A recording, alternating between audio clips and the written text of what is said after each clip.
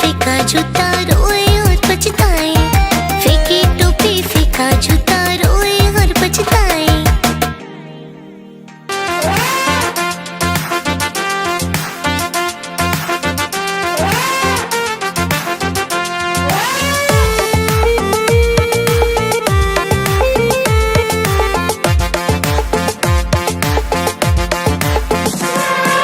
हाथी राजा कहाँ चले, सूंड हिलाकर कहाँ चले, हाथी राजा कहाँ चले, सूंड हिलाकर कहाँ चले। मेरे घर भी आओ ना, हलवा पूरी खाओ ना, मेरे घर भी आओ ना, हलवा पूरी खाओ ना। राजा बैठे कुर्सी पर, कुर्सी बोली चटर पटर, चटर पटर, चटर पटर।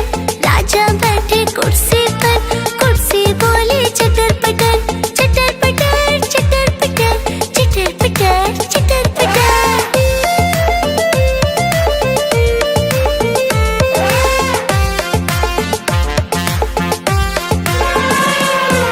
हाथी राजा कहाँ चले, कान हिलाकर कहाँ चले, हाथी राजा कहाँ चले, कान हिलाकर कहाँ चले। मेरे घर भी आओ ना, लिट्टी चोखा खाओ ना, मेरे घर भी आओ ना, लिट्टी चोखा खाओ ना। राजा बैठे झूले पर, झूला बोला चटर पटर, चटर पटर, चटर पटर।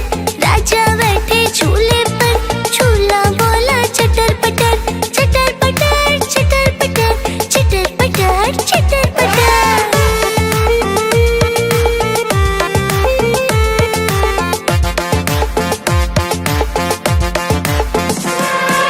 हाथी राजा कहाँ चले, पूछ हिलाकर कहाँ चले, हाथी राजा कहाँ चले, पूछ हिलाकर कहाँ चले।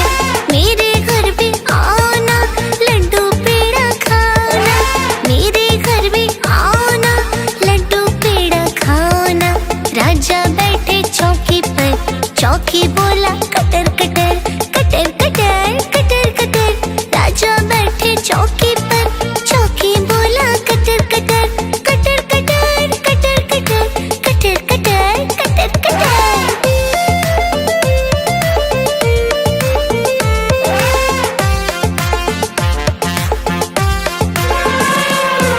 हाथी राजा कहाँ चले, आँख दिखाकर कहाँ चले, हाथी राजा कहाँ चले, आँख दिखाकर कहाँ चले। मेरे घर भी आओ ना, सेब केला खाओ ना, मेरे घर भी आओ ना, सेब केला खाओ ना। राजा बैठे खटिया पर, खटिया बोला मच्छर मच्छर, मच्छर मच्छर, मच्छर मच्छर। राजा बैठे खटिया पर, खटिया बोला मच्छर मच्छर, मच्छर मच्छर, मच्छर मच्छर, मच्छर मच्छर, मच्छर मच्छर।